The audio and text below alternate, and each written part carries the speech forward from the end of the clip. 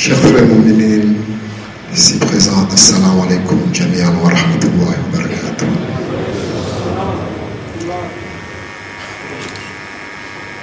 أعوذ بالله من الشيطان الرجيم بسم الله الرحمن الرحيم الحمد لله ثم الصلاة والسلام على أشرف الخلق وأعز المرسلين سيدنا وحبيب قلوبنا وشفيع ذنوبنا أبي القاسم محمد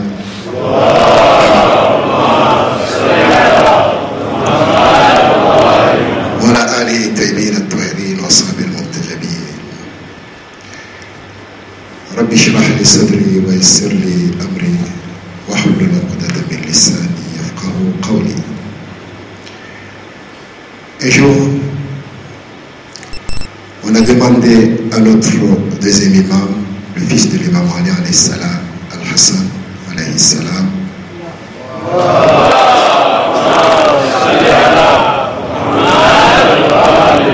ce qui est la politique.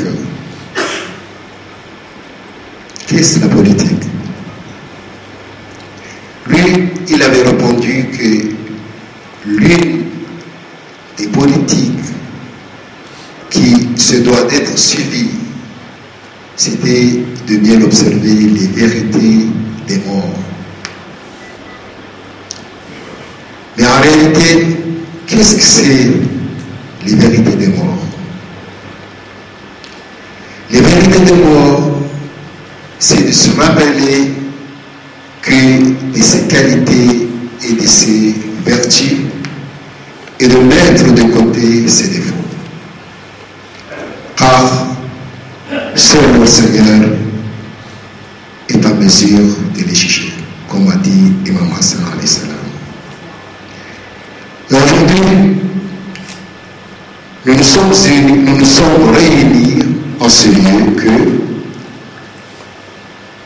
pour faire les hommages, ou bien pour faire hommage notre cher défunt, Hajj al-Shajami, à qui nous donnons un statut de Fakhr al-Muballighin, qui veut dire l'honneur des Muballighin. Que voulez-vous que je dise du défunt, à part seulement qu'il a été l'une des plus grandes personnalités rares, irremplaçables dans l'histoire de l'islam au Madagascar, que ce soit chiite ou sunnite. Il a été surtout connu par son amour de la religion. La preuve, c'est qu'il a presque consacré la moitié de sa vie que pour la propagation de la religion divine. Je tiens à préciser que c'était réellement presque la moitié de sa vie, parce que d'après mes connaissances, depuis l'année 1983 ou 84, où il a commencé à bosser les jeunes malgaches, à suivre le sentier de chiisme, et jusqu'à sa mort, il n'a jamais cessé d'accroître, l'établir. Il n'a jamais cessé d'accroître, l'établir, et cela malgré toutes les difficultés présentes, que cela soit familial, financière, sociale ou même politique. Qu'il avait dû faire face, et tout cela grâce à son immense croyance en Dieu et à son grand amour pour la religion. En remarque, j'aimerais ajouter que durant les 10 derniers jours de sa vie, le défunt n'a nullement eu aucune minute de repos. Ces 10 derniers jours l'ont été consacrés pour la réussite de l'islam.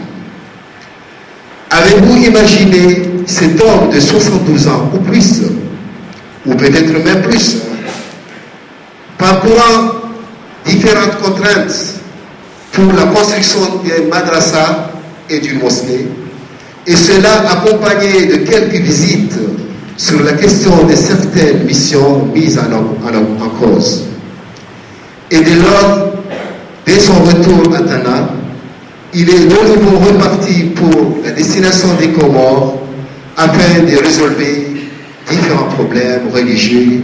Et ensuite, en revenant aussi des îles Comores, il a tout de suite commencé à travailler. Il a déjà communiqué avec des cheikhs pour pouvoir être au courant du déroulement d'établir. Et le jour d'après, il ne s'est pas estoppé de travailler, mais il avait recontacté quelques chefs et leur a envoyé quelques besoins pour la réalisation de fondations qu'il a entreprises. Il m'avait même contacté pour être au courant du déroulement du madrasa d'Abou Natim. Il cherchait aussi à être mis au courant de l'organisation de majlis de Wiladat, de prophète béni, et que la paix soit sur lui ainsi que toute sa famille.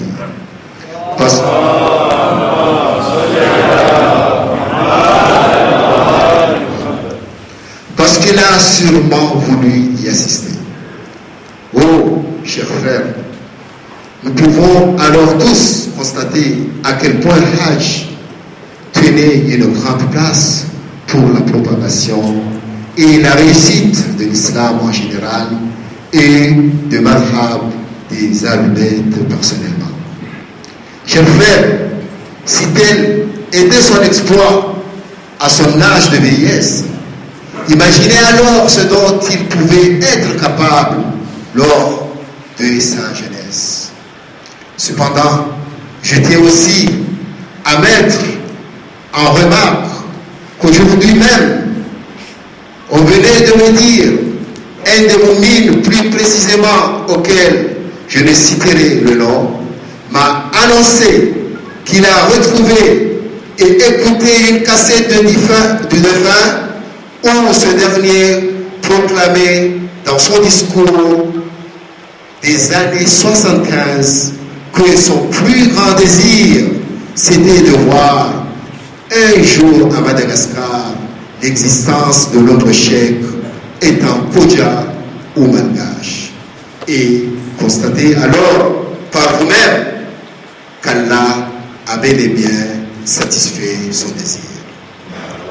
Pour moi, personnellement, je n'ai pas vraiment de temps pour vous raconter ce que Hajj avait pu réaliser pour moi et quelques amis comme comment il nous a guidés en nous envoyant en Afrique pour faire réellement connaissance à la vraie religion, et cela même malgré les contraintes qui nous ont été exposées et dont il s'est toujours, je tiens bien à préciser, toujours proposé pour les arranger.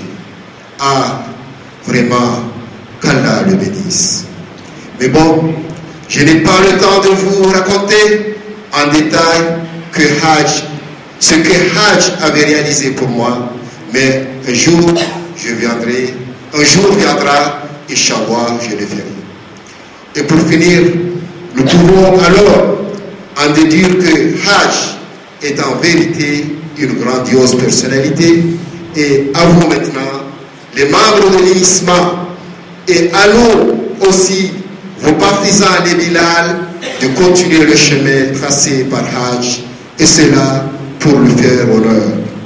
Et si réellement nous aimons Hajj du plus profond de notre cœur, et que nous avons vraiment pu réaliser le nombre de biens qu'il a accomplis pour l'islam, allons donc continuer son chemin, et cela avec plus d'ardeur, car cela nous apportera la bénédiction d'Allah et de son prophète béni, ainsi qu'à ses descendants, alayhi wa salam. Et puis cela en apportera davantage plus à notre défunt bien-aimé Ghulam Abbas ibn Muhammad Jamil. Wa akhir dawana anil hamdulillahi rabbil alamin. Wassalamu alaikum wa rahmatullahi